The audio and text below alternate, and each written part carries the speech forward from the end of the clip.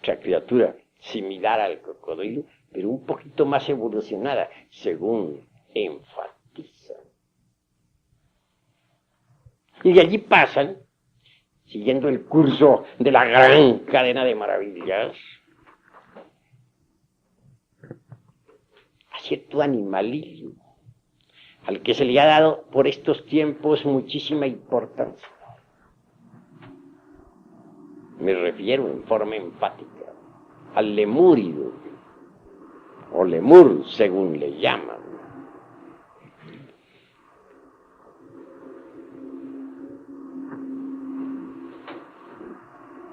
Le atribuyen una placenta discoidal,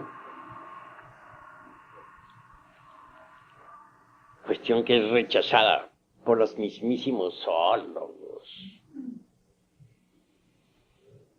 Contradicciones tremendas encontramos en estos recovecos de la ciencia de la antropología materialista.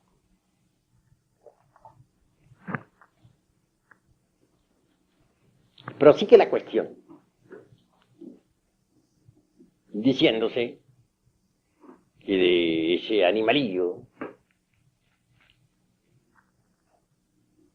que pudo haber existido hace unos 150 millones de años, desciende a su vez el mono. Y por último, el gorila. En esa cadena el gorila es nuestro inmediato antecesor, el antecesor del hombre.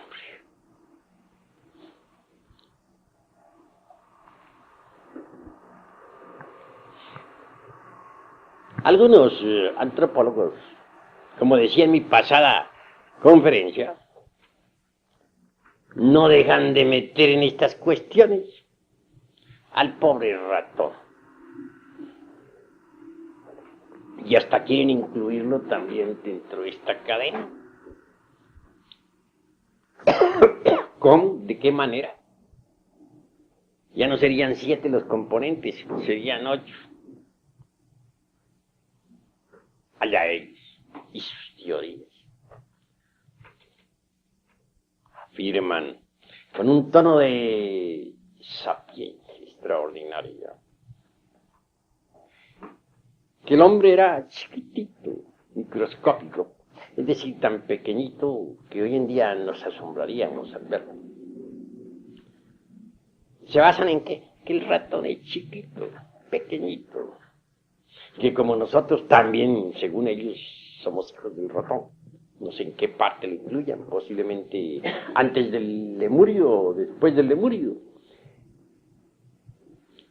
Fuimos creciendo hasta llegar a la estatura y altísima civilización y perfección extraordinaria que hoy tenemos. Válgame Dios y Santa María. Hoy en día el ratón pasa a ocupar los primeros puestos en las conferencias públicas. Y si así continúan las cosas, dentro de algún tiempo el gobierno tendrá que prohibir la matanza de ratones. Porque, pues, que son, según ellos, nada menos que nuestros antepasados.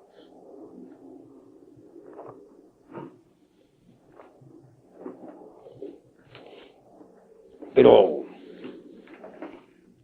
¿dónde están los eslabones? ¿Cómo es posible que del tiburón, así porque sí, aparezca de la noche a la mañana o a través de unos cuantos siglos el lagarto?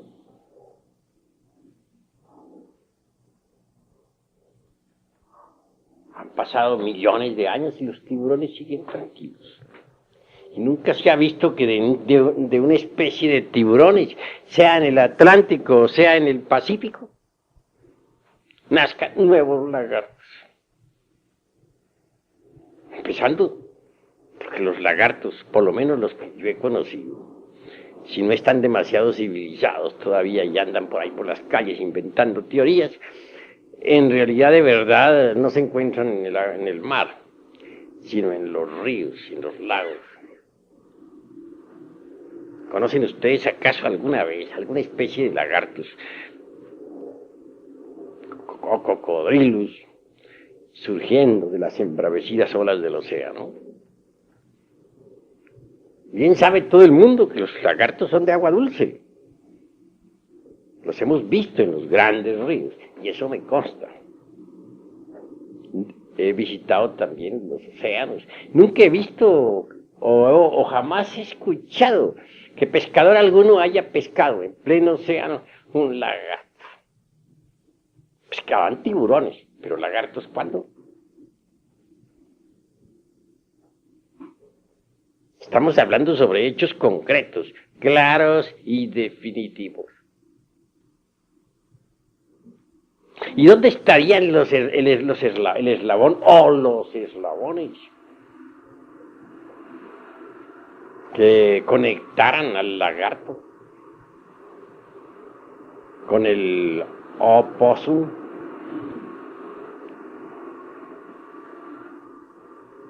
¿Y dónde estarían los eslabones que conectaran al opossum con ese animalillo lemúrico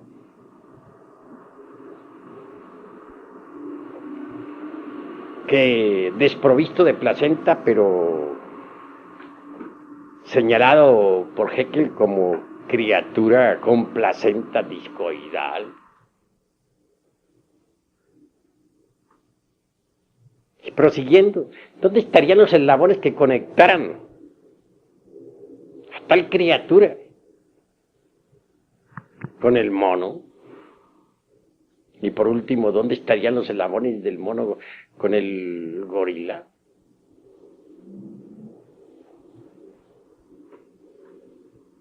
¿Y dónde estarían los eslabones del gorila con el hombre? ¿Cuáles son? Estamos viendo pues hechos concretos. Faltan los eslabones. Hablar así porque sí resulta demasiado absurdo.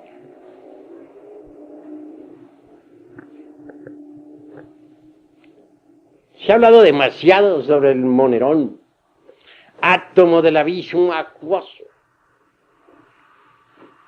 la primera pizca de sal en un océano silúrico,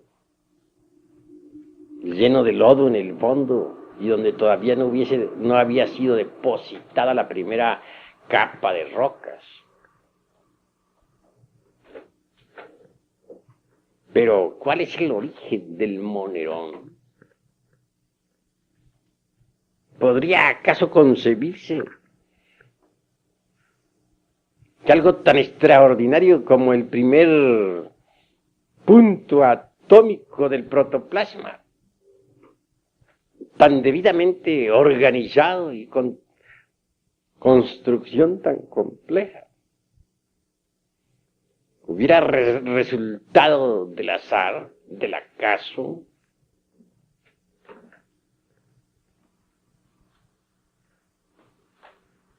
Tengo entendido que al negarse en los principios inteligentes a la naturaleza, pierde todo sentido de organización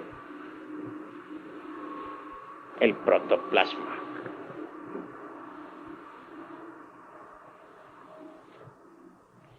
Los tiempos van pasando y la antropología materialista irá siendo destruida poco a poco.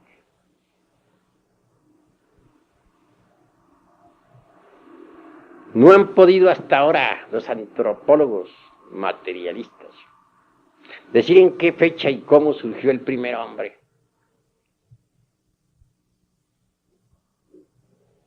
Hipótesis, nada más. Y resultan bastante ridículas tales hipótesis. No tienen fundamentos serios.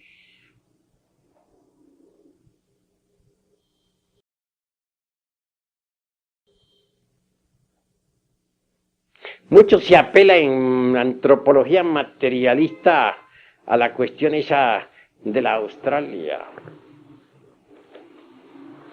Resulta muy socorrida la posición de la antropología meramente materialista, al decir que las tribus descendientes, las tribus existentes en Australia, descienden del mono. Científicamente esto cae por el suelo. Si se miden cerebros y se hacen confrontaciones. El cerebro de un gorila muy avanzado, repito, no alcanza a ser ni la mitad en volumen al de un salvaje de Australia. Faltaría pues un eslabón entre el gorila más avanzado y un australiano salvaje. ¿Dónde está ese eslabón? Que nos lo presenten, que nos lo muestren. Aquí estamos todos para verlo.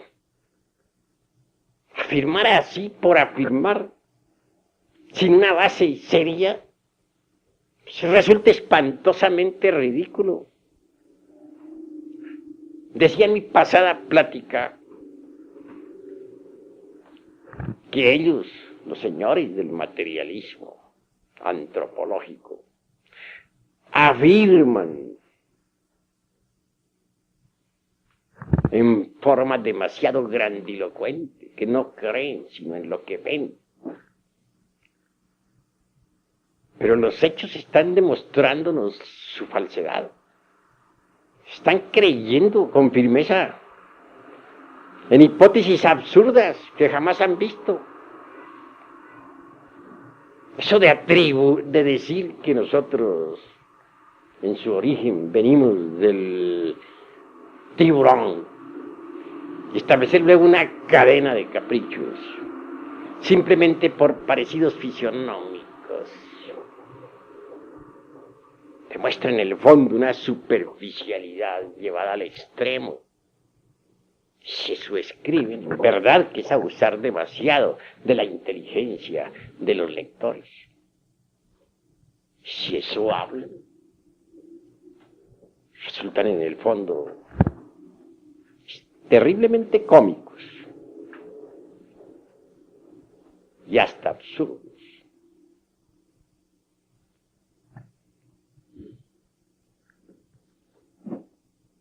Que en la Lemuria,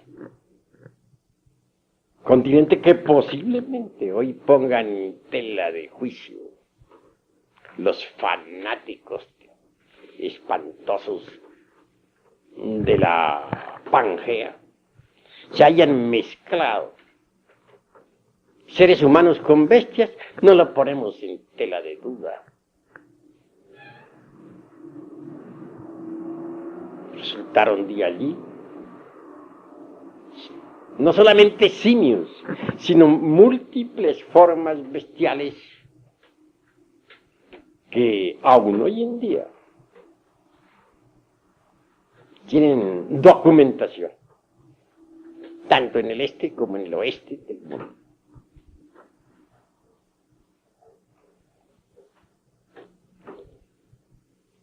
Citaremos como ejemplo ciertos extraños simios, lemures, que podrían servir naturalmente de mofa para los materialistas superficiales de esta época. Pero en verdad que uno debe afirmar con valor lo que es real. Me refiero a alguna especie que existió, que tan pronto se movía sobre manos y pies, como cualquier simio, como se ergía sobre sus dos pies. Rostros azules,